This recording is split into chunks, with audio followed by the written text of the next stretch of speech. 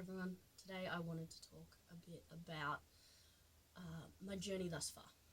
My coming out as both pansexual, but also as trans non-binary, and a little bit about just my transition thus far.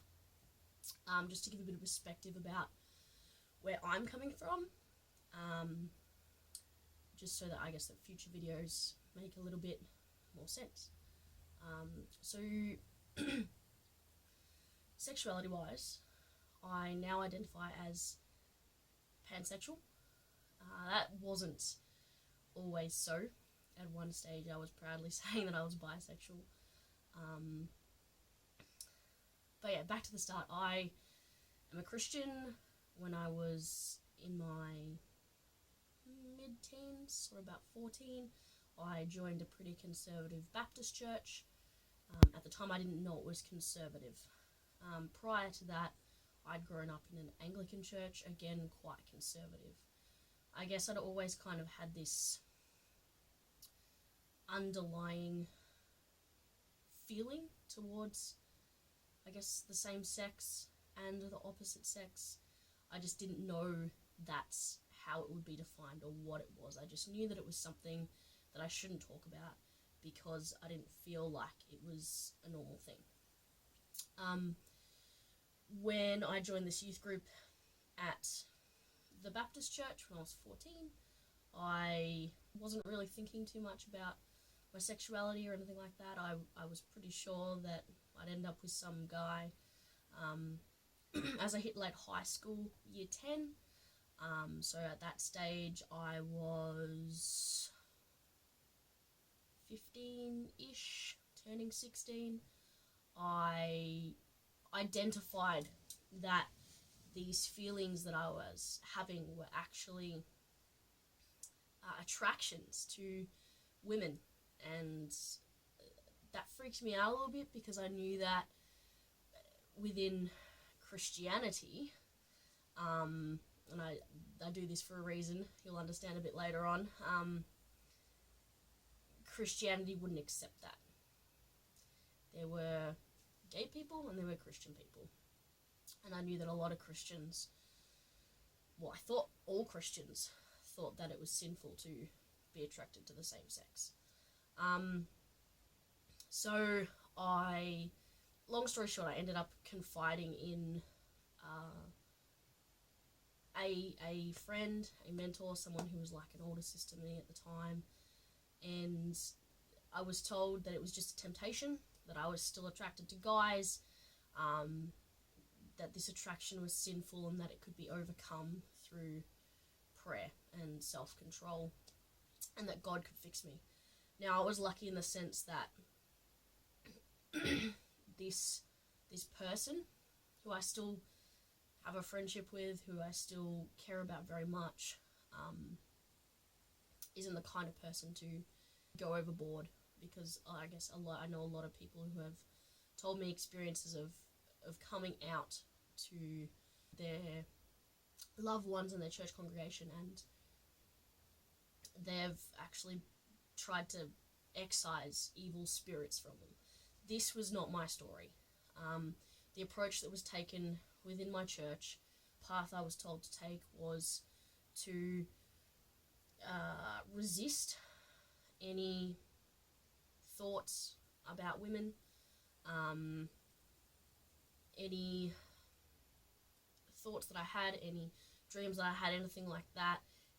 I was put in a accountability partnership, which I was totally for at the time, because at this stage I had just been told that this was wrong, and I was confused and freaking out, and I just believed what I was told at the time. So told I could resist these temptations, told it could be overcome, and I was put in a accountability partnership with this small group of young women who were struggling with sexual purity, some who had same-sex attraction, others who were just struggling with other things, relating to sexuality. Yeah, so for me, the approach was to be celibate from any sort of thing to do with the same sex, to fight these thoughts, to pray, be prayed for, and I did that. I did that for a good 6 years. It wasn't till I was 21, or in the year of turning 21, that I actually hit breaking point. I realised that I was having feelings for one of my best friends from high school, who is herself gay, and I'd had these feelings in high school as well, but I'd just seen them as this temptation, and so I shut them down and felt guilty about them, cried myself to sleep every night praying that I'd be fixed, all these sort of things. I was doing everything I could to be fixed, not be broken, not be, I guess, have a sinful sexuality, as I was being told that I did at the time.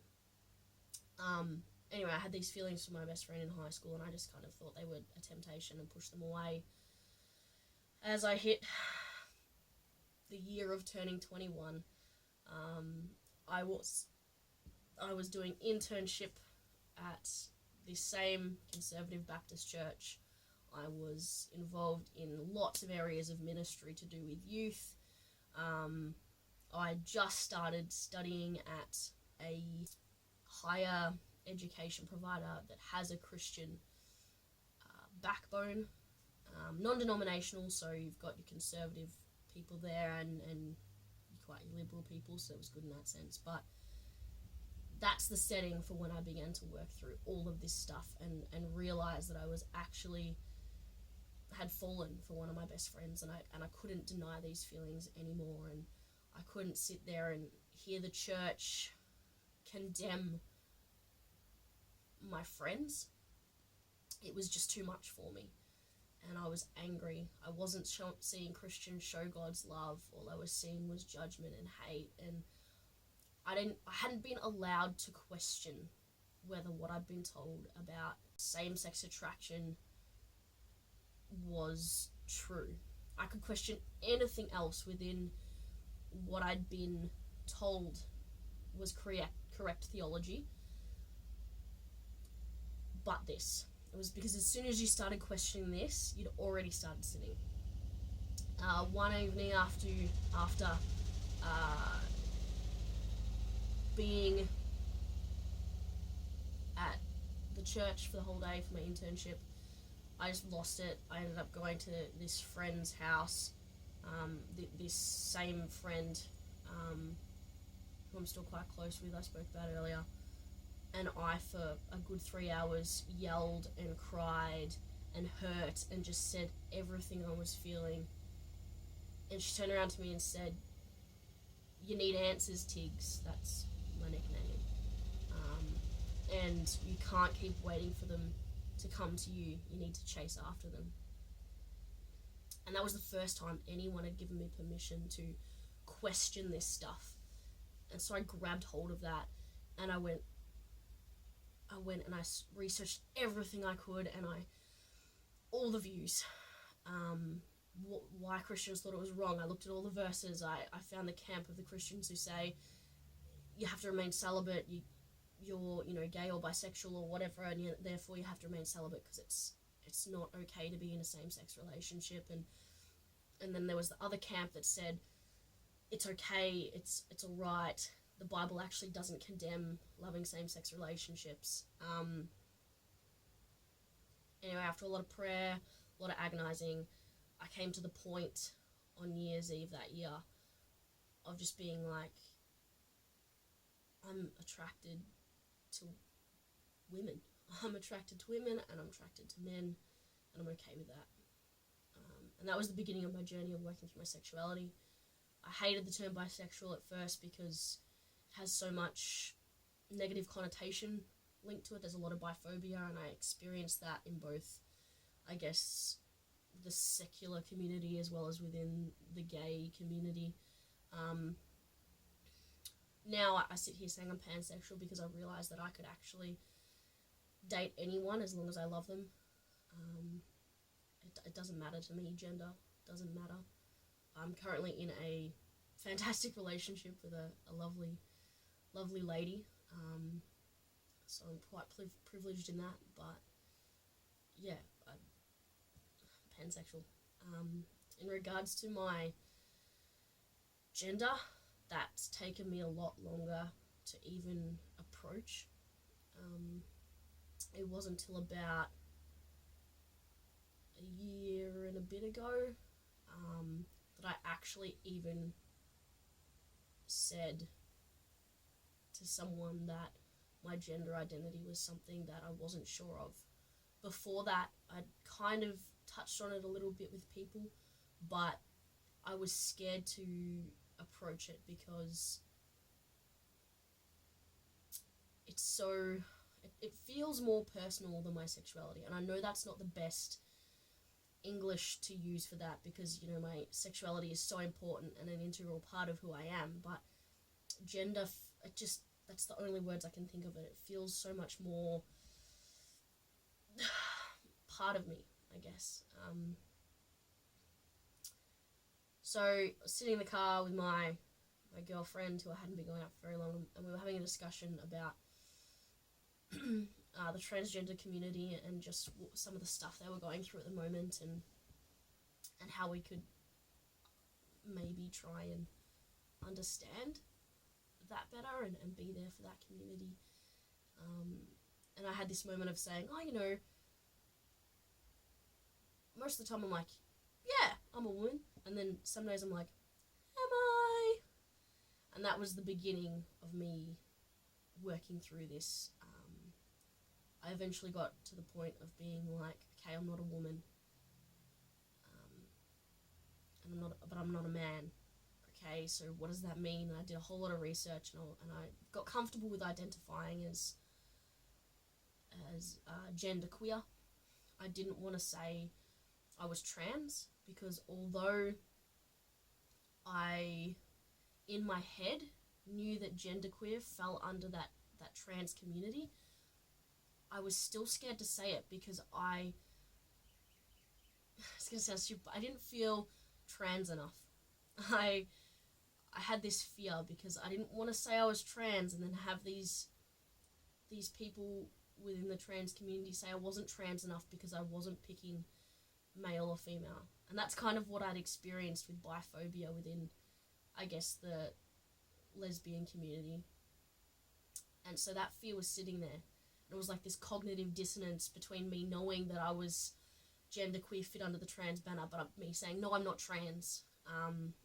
It was through, I guess, watching a lot of YouTube videos and reading blogs by people that I came to the point of saying, okay, I am biologically female. My gender identity isn't female. It's non-binary. Or at the time I would have said genderqueer. So therefore, I am trans. I am not cisgendered. And that for me was this moment of, oh, I am trans enough to say I'm trans. Which was scary, but at the same time it was quite empowering because I felt like I belonged in a community. And that I wasn't alone, and that I could sort of begin to reach out to others for answers and support. I guess where I'm at thus far with identifying as trans non-binary is a bit difficult to pinpoint. My girlfriend has been entirely supportive and is in it with me, has been happy to change pronouns to they and them. My mum has no issue with me being trans non-binary, but she's struggling more with the changing of pronouns and gendered words. I have a few trusted friends who are Christians who know, not many. Most of the people who know are people I know from the LGBT community, and within that also Christians I know who are part of the LGBT community. And they have been some of the most encouraging people, because they've gone, hey, this is really good that you're working through this. This is so courageous and you need to keep pushing. And that's what's kept me going. Having people to say, this is important to work through and it's great that you're doing it. And we're here for you, and we're happy to change pronouns, and we're happy to change the gendered words we use for you. So I guess I still have a lot of people to come out to. I've sort of started my social transition, but it doesn't feel like I have entirely, because it is only these trusted people. I guess there's a lot of fear for me in coming out to my conservative Christian friends and Christian family, because there is this idea that the Bible promotes a binary of male and female, when I don't agree that it does, but that's what these conservative people cling to.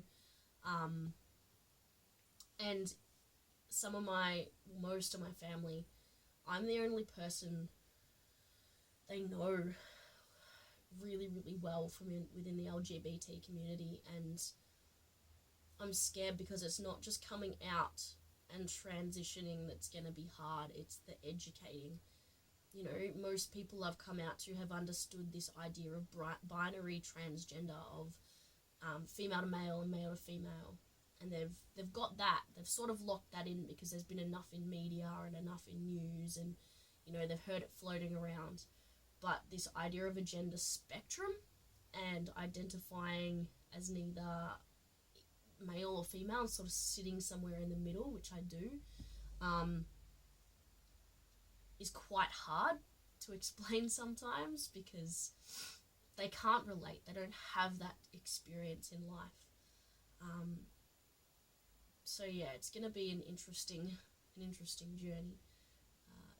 If any of you guys watching here have any tips or advice in, I guess, ways to approach it, hit me up in the comments, because I'm totally keen for any ideas. Yeah, so that's where I'm at with my, I guess, my sexuality and my gender identity. Sexuality wise, comfortably pansexual, have no faith crisis with it, have totally worked through that. Still a Christian, still pansexual, happily in a same-sex relationship. With my gender identity, I haven't felt the need to work through it biblically, because I kind of already had this base understanding of, you know, the Genesis creation story isn't a scientific story of male and female, and all the gender roles in the Bible, you know, are contextual and cultural, just like all our gender roles in this society. And